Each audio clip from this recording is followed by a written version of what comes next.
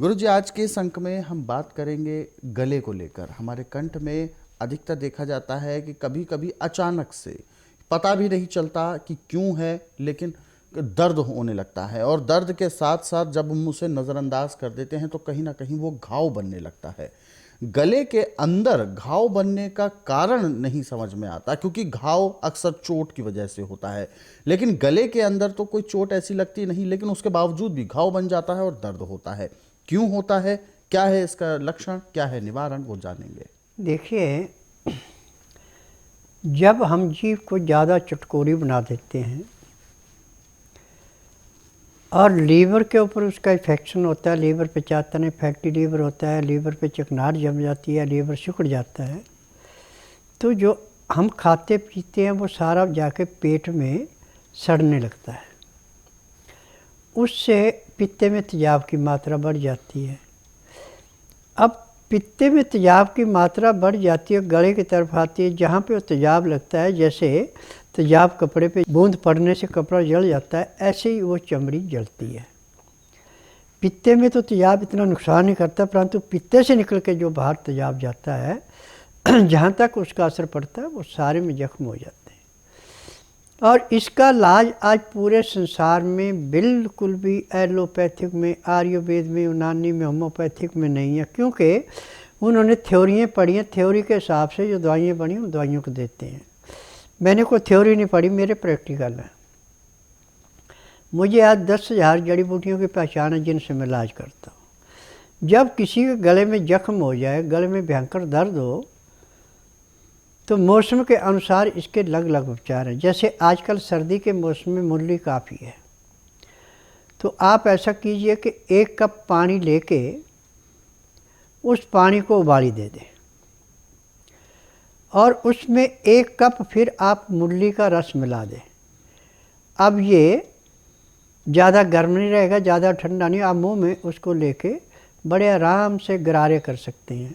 मुंह में डाल के ऊपर को मुंह करके आ करके गरारा करें। यदि पेट में चले जाए कोई नुकसान नहीं है, और थूकते जाएं।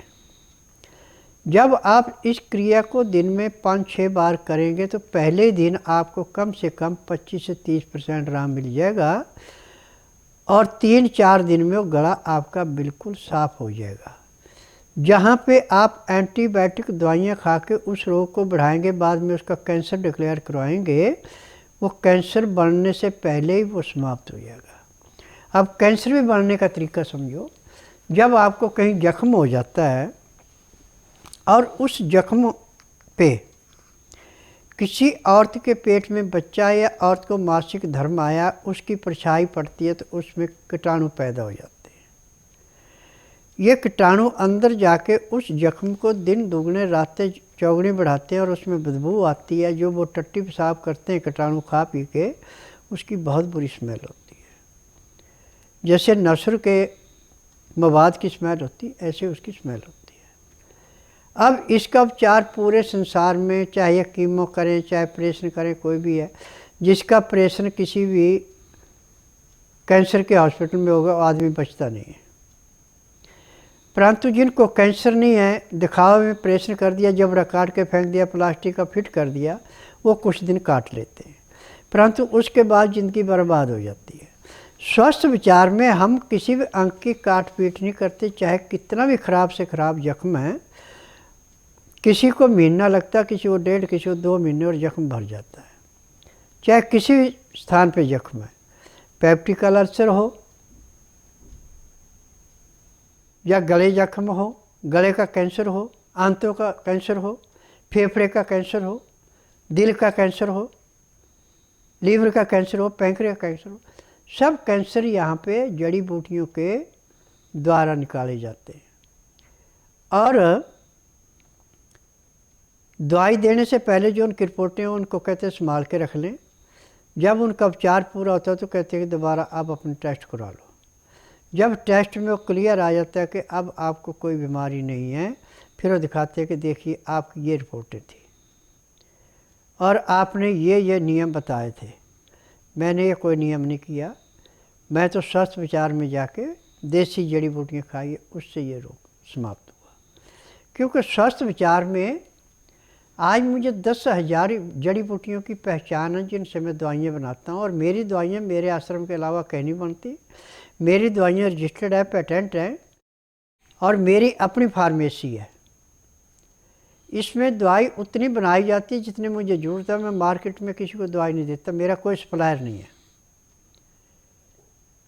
अब जिस रोगी को दवाई दी जाती है उसको पहले समझाया जाता है कि ये परहेज है, परहेज करें तो दवाई लो, परहेज नहीं कर सकते तो दवाई मत लेना। परहेज करेंगे तो मेरी दवाइयाँ अमृत के समान काम करती हैं, और परहेज नहीं करते, मुंह का चुटकुरापन लेते हैं जीभ का, तो आपको दवाई बिल्कुल भी काम नहीं करती। अब कई ऐसे हैं जो कि सिर्फ परीक्षा लेने के लिए आते हैं यहाँ पे। नाड़ी परीक्षा में जब उनको बताया जाता है कि देखिए दवाई तो आपने खानी नहीं है, आप तो सिर्फ इतना रोग है और इसको आप लेकर के आए हैं, जो मैं दवाइयाँ लिखूँगा दवाइयाँ आप खाएंगे नहीं और आपको रोग में शांति नहीं मिलेगी। यदि दवाई जाके घर में रख देते हैं और 15 दिन महीने बाद कहते हैं हमें कोई आराम नहीं मिला, तो नब्ज देख के जब मैं कहता हूँ कि आपने दवाई खाई नहीं है, तो सिर पे हाथ मारते हैं, फिर कहते हैं कि आपको किसने बताया? मैं आपकी नब्ज ने बताया, क्योंकि मेरी दवाई तो पेट में जाने के 10 सेकंड के बाद अपना असर दिखा देती है। ये इंग्लिश दवाइयाँ नहीं कि 15 मिनट या 20 मिनट लगाएंगे उसको सुन करने में।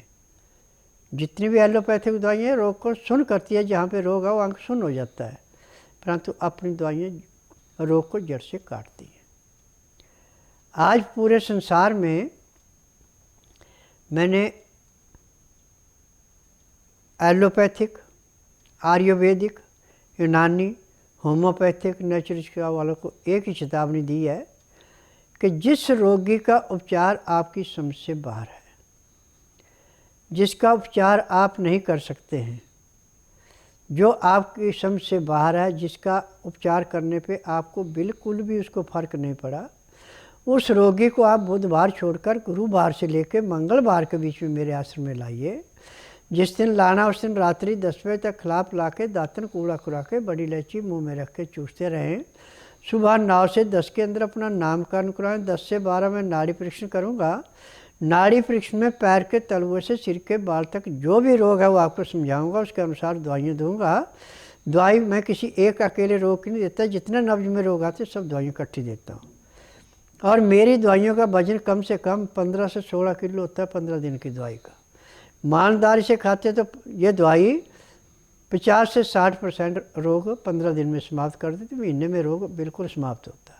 जिसका रोग थोड़ा उसका 15 दिन में समाप्त हो जाता है।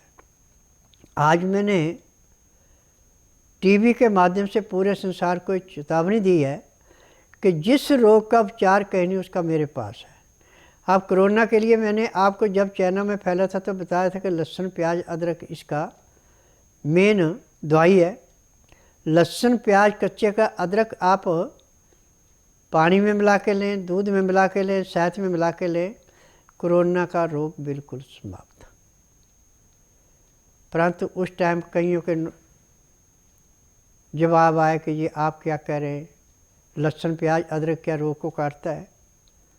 जब मैंने यह कहा कि देखिए आपने आजमाइश के तौर पे लेना तो गंदा पानी नाली का लें जिसमें कीटाणु अच्छे हों, पानी भी गंदा हो, उसको शीशे के गिलास में ले के रख लें और ऊपर से 4-5 बूंद लहसुन प्याज अदरक के रस की डाल दें और 10 मिनट के लिए ढक के रख दें। उसके बाद आप अपनी मशीन से चेक करिए, आपके आरओ से ज़्यादा साफ पानी बहता है।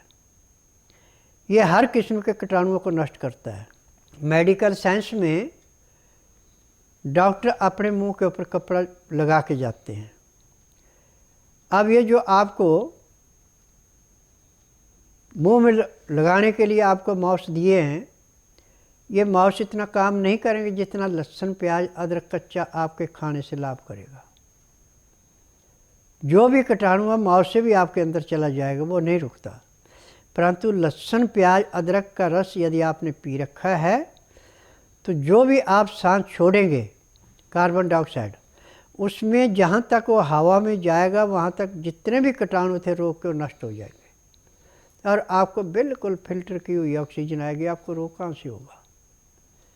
परंतु जब आप मुंह पे कपड़ा बांध के जाएं, जो मर्जी करें, उसके सांस से जो कीटाणु आपके अंदर चले जाएगा वो तो आपको रोग पैदा करेगा करेगा। ऐसे तो हमारे पास एक नहीं सैकड़ों उपचार हैं। गिलोय से आप हर किस्म के कीटाणुओं को नष्ट कर सकते हैं। नीम के रस से हर किस्म के कीटाणुओं को नष्ट कर सकते हैं।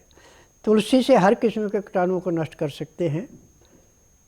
पीपल के पेड़ की छाल से, पीपल के दूध से, पीपल के पत्तों के काढ़े से आप हर रोग को बड़े आराम से समाप्त कर सकते हैं। परंतु जो सबसे आसान जो तरीका है वो है लहसुन प्याज अदरक का। और जो कहते हैं कि हम लहसुन प्याज अदरक नहीं खाते, तो मैं उनसे पूछना चाहता हूँ कि जब आप मेडिकल साइंस की दवाइयाँ खाते हैं, उसमें मरे हुए जानवर को हड्डियों का चूरा है, कोबरे सांप का जहर है और केमिकल है, तो उससे आपकी जात नहीं बिगड़ी, उससे आपका धर्म भ्रष्ट नहीं हुआ, उससे आपके देवी देवता रुष्ट नहीं हुए, क्योंकि आपको उसके बारे में पता नहीं है। अब लहसुन प्याज अदरक के बारे में पता है कि इससे महक आती है। ये महक में ही गुण है। जितनी महक मूली में, अदरक में, प्याज में, लहसुन में है, ये हर किस्म के कीटाणुओं को नष्ट करने के लिए एक किस्म का रामबाण है।